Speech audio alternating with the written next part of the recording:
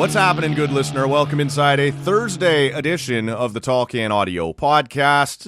Just a quick one today from two guys that are known to be a little overly windy. But ahead of Game 3 between the Senators and the Hurricanes, Sens coming home down 0-2. Game 2 felt like one of those ones that could be series-defining. And we'll get into that here a little bit, ma'am. What have you just cracked into over there? That's the reason I agreed to this, was so it was just an excuse to have a pint. Yeah. I'm going with an old favorite, little Walking on Sunshine, New England style IPA from my friends over at Brew Revolution. And don't it feel good? It does feel good, man. Over here, we are also riding with an old favorite. This is the beautiful Bytown Black IPA. Oh, wow. From the Nita Beer Company. Look at that guy. A little pressure, man. I hadn't really thought through, pre-planned, what do I want for my beer? And I kind of caved under the pressure. I'm like, I'm just going to have a Bytown. And it does mean I now have a very uneven-looking 5-pack remaining of the good stuff. So I think I still have 3. Okay. Yeah, you get a little precious with them when you get down to the short and curlies. Oh no. Why don't we let you start here, man? It is Game 3 tonight. You know the building is going to be hopping when the Sens get back in there. It's going to be loud, but they are coming home 0-2. Game 1, you and I had a chance to discuss on Monday. Game 2 has obviously gone down since then, and overtime. I was going to say classic. I don't know if it was a classic. It was a hell of a game, but it was a hell of a game. It was a more entertaining game, certainly, than Game 1. Where are we at after 2 coming home? I'm getting pressure to go. So I don't have tickets to the game tonight, but I'm getting pressure to go and watch outside on the big screen. You ever done one of those? The viewing party thing? Never. No, me neither. And I'm not against it. Like, I would, but there was no way I was going in from Oshawa to watch downtown Toronto, right? Like, if I lived in Toronto, maybe I would think about it. I would think about it, but it's not worth the GO train ticket. Well, and it's funny because I'd almost be more interested in doing it when they're out of town. Sure. Like, there's just going to be a shit ton of people there. Yeah. And leaving and coming. And I'm old, man. I'm just like, I'm not sure. It's so comfortable. 100%. My TV is so good. You know how I feel about, and it's well discussed on this pod, going to a festival concert where somebody behind me is like, have you seen Judy? Where are we going after this? And you're like, I'm here to see the show. If that person isn't me, I kind of hate that person. Yeah. So, okay. Fair. So I think unless there's serious pressure applied, I will be taking it in from the comfort of my couch. Right. Would the result, if it was 1-1, would you be more likely, or it has no real bearing? No real bearing. Yeah. No real bearing. And because I don't really care to celebrate with other people, or worse, feel dejected with other people. Oh no, we're all losers. Yes, well, and double so because we're now standing out here. So, but probably not. Yeah. You and I exchanged a couple of emails this morning, and I was talking about how Game 2 really sort of had an opportunity to be,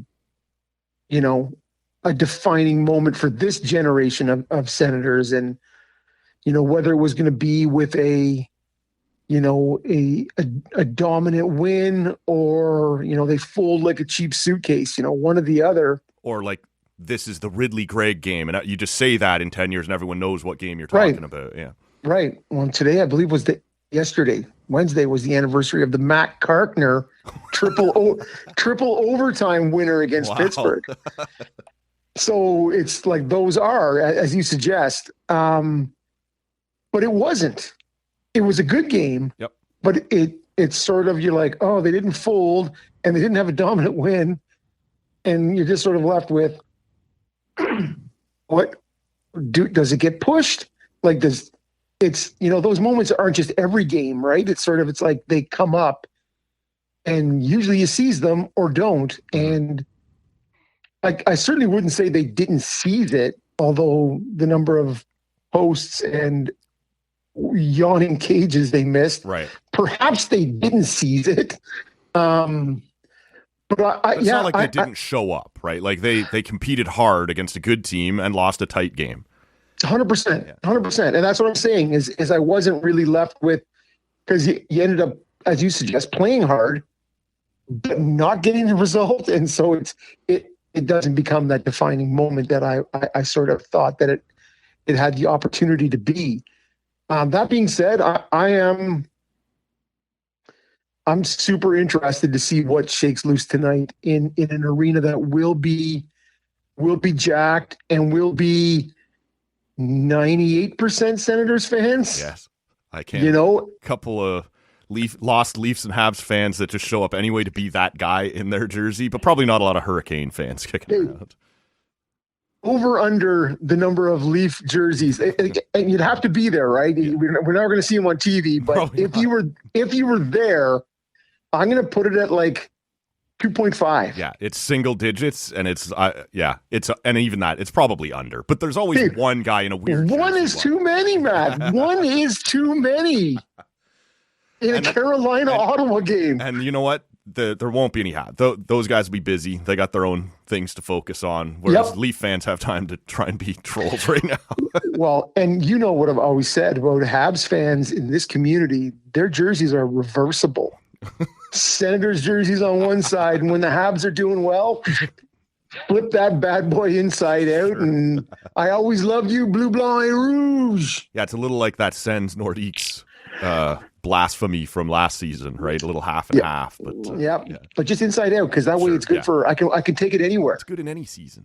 Yeah, so it will be great, and I just, as we've seen though with Buffalo, man, those first two games when it doesn't go well, or it gets nervous, like that Buffalo crowd just started to. You know what it sort of reminded me of, or the comparison was there for, and it's not totally fair, but how tough Anaheim played Edmonton in game one of that series. Now, the talent disparity or the experience disparity between Anaheim and Edmonton is much wider than Ottawa, or even the prediction disparity, right, in terms of what everyone thinks is going to happen there. For a team like Anaheim, if you get a lead on Edmonton and you're tied late and you let that slip away, that might have been the one that gets you going, right? Or puts the scare into them or makes this a series. When you cough that one up late, you're kind of like, that might let the air out of the balloon already. That might be the one. Ottawa down 1-0. I wasn't necessarily, we're on record with our predictions, but I didn't think Ottawa got buried in that game, and we'll see what happens in game two. All right. When you go to overtime like that and you have chances and, I don't have any strong takes. We can get into it if you want on the whole offside and the penalty shot thing and all of that. But you have moments there where it feels like Ottawa could grab this one and make this exactly what so many people thought it was going to be. And then instead you go down 2-0 to what is a very good team. And now you have to win 4 out of 5 and all these sorts of things.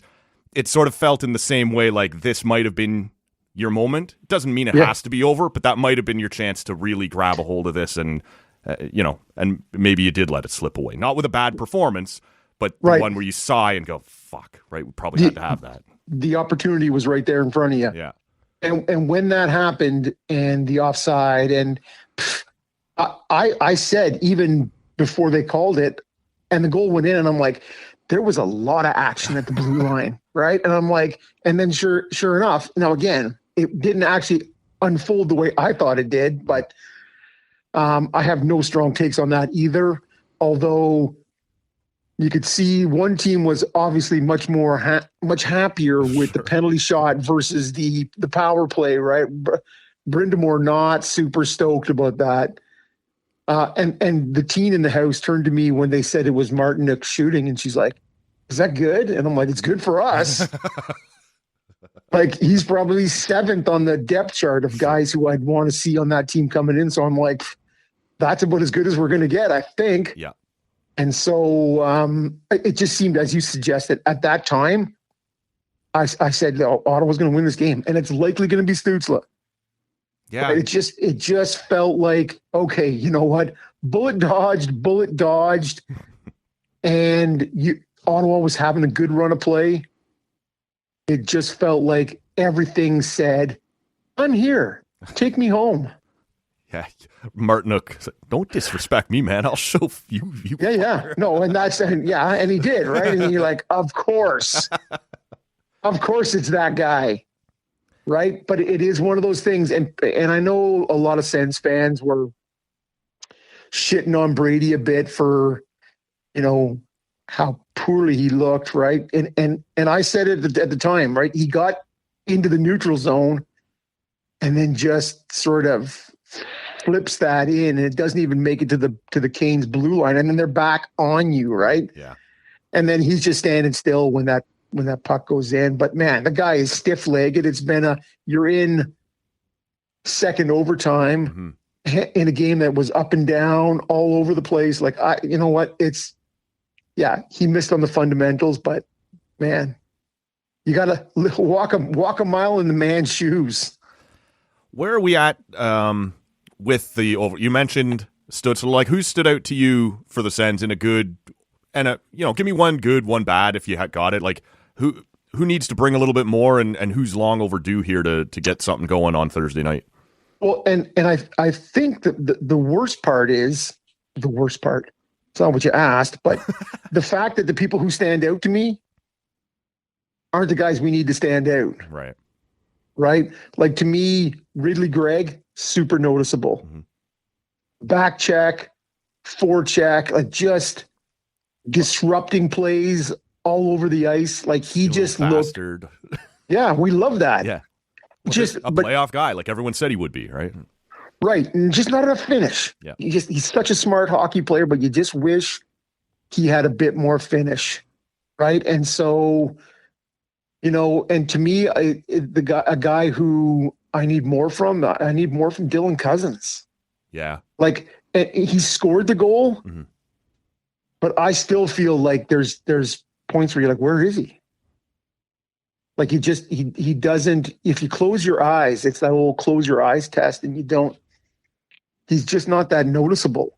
And he's a big body who can skate, and you want more in a series like this when it is so tight.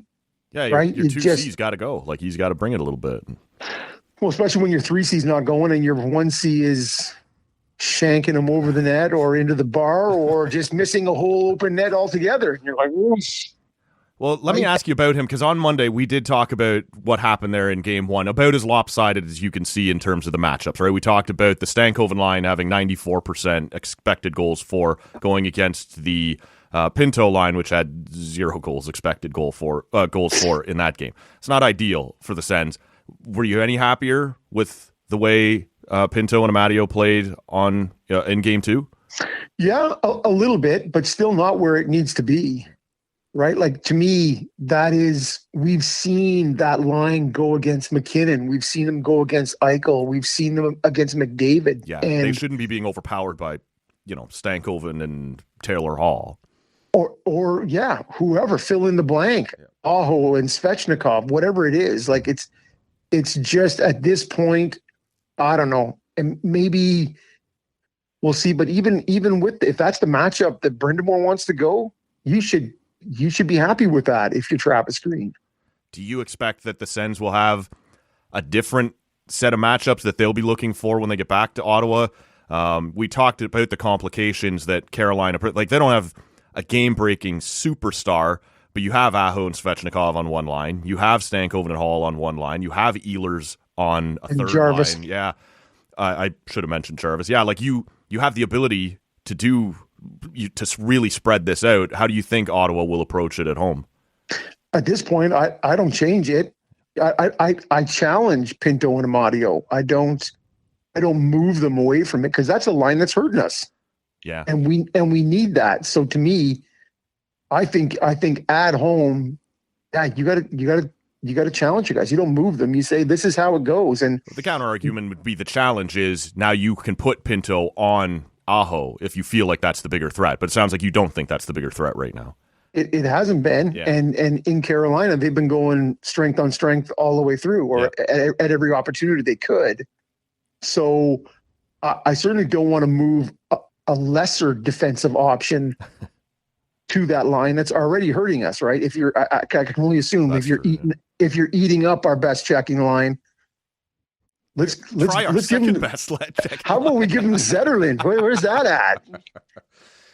So that to me is I stick with it. And I said to you before, that was one of my series takeaway points, was if we're talking about Pinto, he had the opportunity to be a difference maker in this series. Yeah. And he has been, just not in the way that I sort of forecasted or hoped. Yeah, exactly. I want to talk about you, just not in that way. Yeah. Go ahead. Sorry. No, it was just going to be, and my other fear, and I is, Mark has been so good. Yes. So good. Like, and you hope, is this like is he in the middle of a run? Is this the beginning of a run? As I said to you, my biggest fear is that he can't play any better. And my greatest hope is that Freddie Anderson remembers that he's Blue Freddie Anderson, right? This is what I'm sure that's still on the table. Well, Dylan Cousins would say, yes, that is the case, right? Not a great goal, that one. Yeah. But then he didn't break. So it's really, those are the things that I come into. I think the matchups will just be better. It'll be Travis's matchups. Hopefully they can. If Ottawa's going to get going, it's going to be in this one. It's going to be a madhouse, right? The first playoff game for most home teams always is. Ottawa is loud building at the best of like in most playoff settings. Yep. This, if they can't get it going, well, look, that was going to be a stupid thing to say. Any team that goes down 3-0 is almost certainly toast. But if Ottawa's not going to get up and get going in this one, and even that sounds diminishing to what they did in game 2. It's not like they were outplayed in game 2, but this is a must-win game. It has to be, and everything. The wind will be at their back, and I expect to see a good performance. But even staying on Allmark there for a second, like that would be my concern too. And I picked this to be a quick series, but Allmark has given you better than I ever would have thought, and he's been this. I don't think that means he's about to fall apart, but he's giving Ottawa more than I thought he would, and it still hasn't been enough. Like that's troubling. And I do think if Ottawa's going to get back in the series, a significant portion of that has to be Carolina goaltending, remembering that it's April and they should revert to Carolina goaltending. Yeah, and I don't foresee a world where Ottawa hits 5 posts. Sure. Like that's crazy. You not get a goal for that? Like that's got to be worth something. Well, this is it. I couldn't do it again if I tried. Well, I couldn't do it at all. The first time, yeah. But it is one of those things where, and what you're saying is, that there is no feel-good stories. Not that there is losing a game 2 and going down 2-0, but it doesn't matter now. Yeah. Like the time for the chalking is gone. Yeah. Like it's now you do it. Win and so Thursday night, or it's probably just a matter of time, right? Right. See if anybody's interested in going to Worlds. Not you, Shabbat. Not you, Shabbat. I thought you were going to say not you, Sanderson. Like not you. None of you American guys. Go home and rest. I don't need you going and fucking around. Yeah. Well, if Sanderson has to play another 44 minutes or whatever he played the other night, he may not have time. Yeah. So it's a big one, man, and I'll be interested to see. Look, this was always a tough matchup, and Ottawa. A lot of Ottawa fans thought, we're right there. This is the 2 best teams in the East, or this is the Eastern Conference Final, and maybe it will turn out to be that. Although Montreal fans also thought that about their series, which is I think go ahead, sorry. Yeah, sorry. I think anybody who thought that Ottawa was one of the top scorching hot, and we've talked all year, right, about how great all the analytics have been, all the numbers except the goaltending, and when the goaltending clicked in, they've looked very good. But this Carolina team, like we talked about, in my opinion, was very good at all the same things that Ottawa was good at, and is just a little more fully formed, and is where Ottawa will likely be in another year or two, but aren't quite yet. And when you run into that, it's a problem. Well, and the reality is that, and you did say that on the preview show. Yeah. And that's really come to fruition. Like through the first game and a half, Ottawa had zero answer. And by the early in the second period of game 2, they were just pitching the puck away. Sure. Like there was panic. They're just the lack of composure just seemed to be like, I don't know what we're doing here. We're under siege, goddammit. This is it. And what we normally do is not working, right? We can't get to our game because they're on their game. Yep. And they just did it quicker. Now that it's like you get that Batherson goal and then the very quick Cousins goal that sort of it's like they put a pin in that momentum bubble. Sure. Yeah. Like it just felt different and the game shifted to a much more 50-50. Let's go. Let's back and forth a little bit. Right. And at times Ottawa took it to them. Yep. So that being said, do you believe in momentum? Do you believe that carries over from game to game? Probably not. And the extra day off, right. I don't know in this situation how much it matters. Like it certainly, I guess you could make the argument, stops Carolina's momentum, but Ottawa, it's the same old argument, right? Comes home with the extra day to think about what got away. I don't know. I think Ottawa super stoked for the extra day. Sure.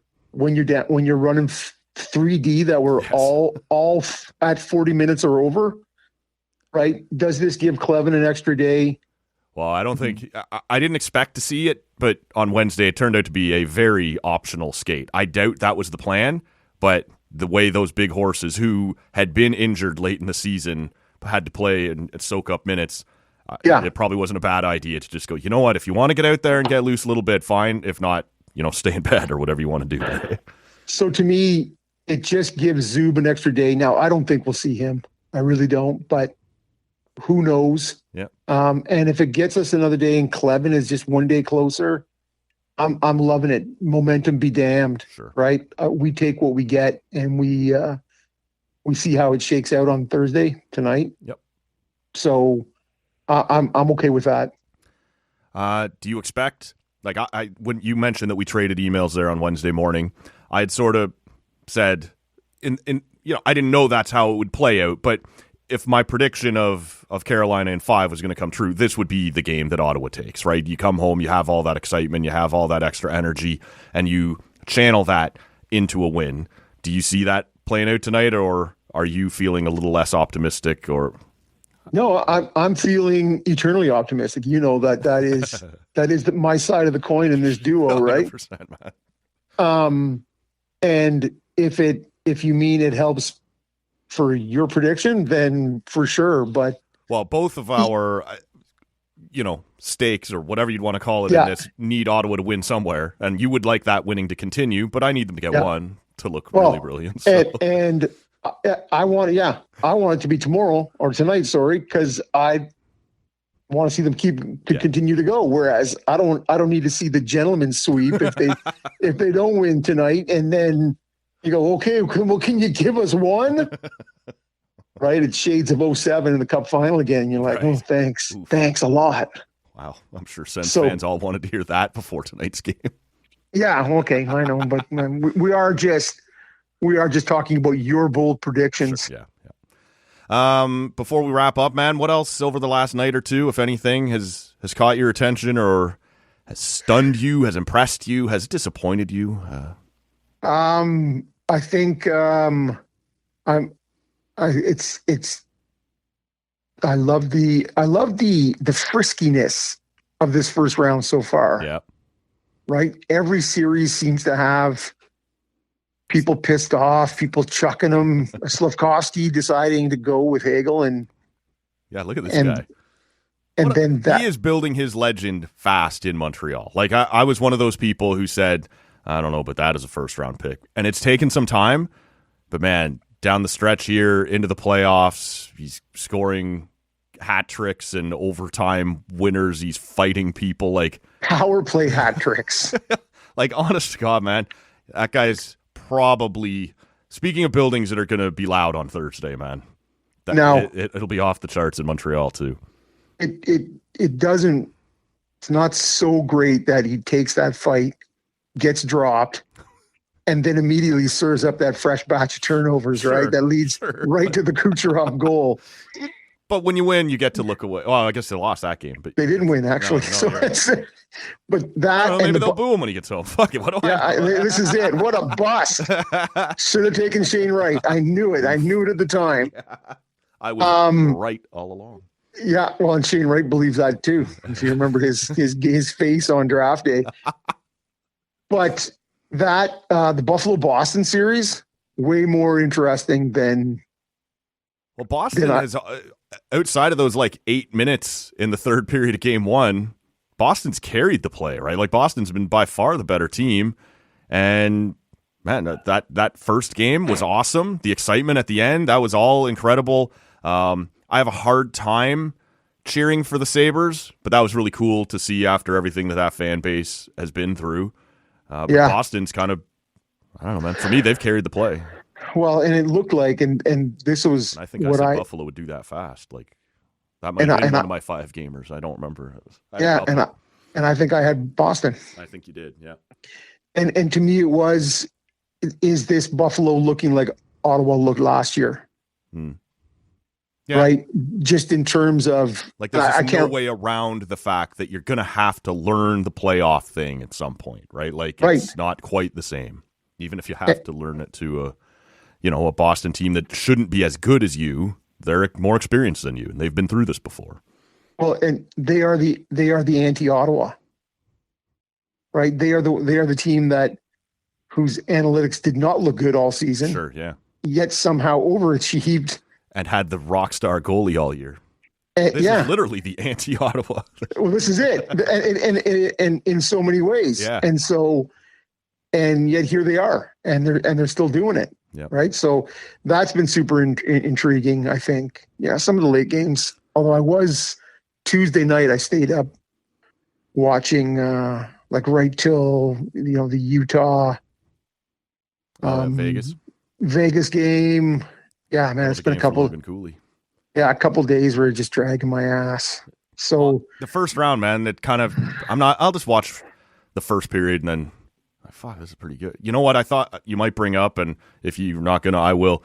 Fuck, Philadelphia Pittsburgh has been just an awful watch. Like it's not been entertaining. That was the number 8 seed in Rob's, and it was on Matt's podium. Brutal, man. And look, they're playing right now as you and I speak for the sake of the good listener. So I don't know what's happened here in Game 3. But Pittsburgh hasn't just been beaten in the first 2 games; they have been outclassed. Like Philadelphia's approach has almost been, we're not going to forecheck. We're not coming and we're going to sit back and defend, and we will wait for you to make a mistake. And oh my God, are you making mistakes? Like just handing us opportunities. So I was waiting for you to call, and I like Rob is every night. He's just right here. I hope Matt reaches out tonight. Sitting by the landline. Waiting for it to ring. Just waiting. Yeah, it hasn't actually rang in 11 years. But this is the first time since last year's playoffs.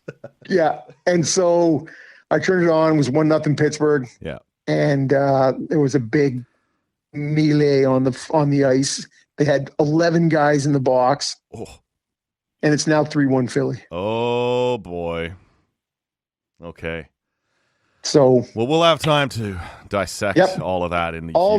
That seems to be in a bad place for Pittsburgh. You don't say. Your description there of like 11 guys in the box. I was just talking to somebody the other day about he was looking at a picture from some game with a week or 2 left in the regular season where there was 4 guys in the box at once. And I said, I remember in the bubble when they started in August, right? That actual pandemic playoffs or whatever they did, the Leafs got into penalty trouble and there was 4 guys in the penalty box at once, and someone captioned it and it went viral because he just put in print or in a sticker underneath all of them, it was like, me and my homies when the social distancing is over.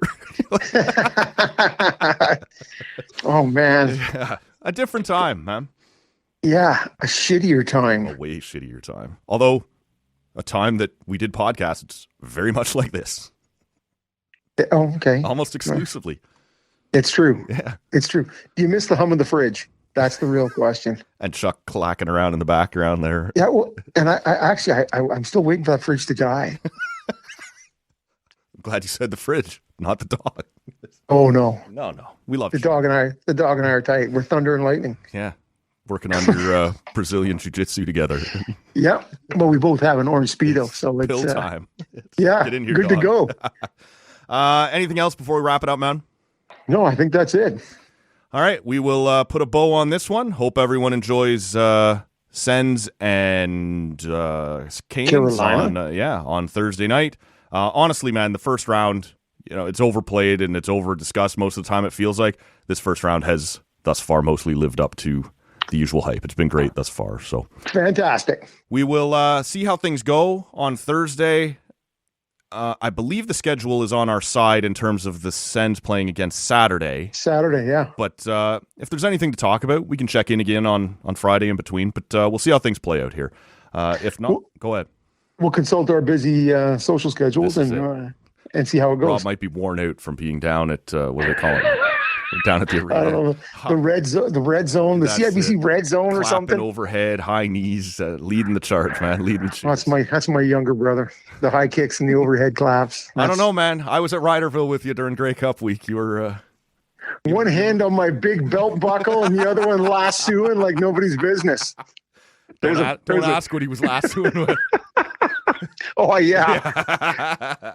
My super tiny guy. We'll wrap it up here, everybody. Enjoy the game, and we'll talk to you whenever we talk to you. See ya.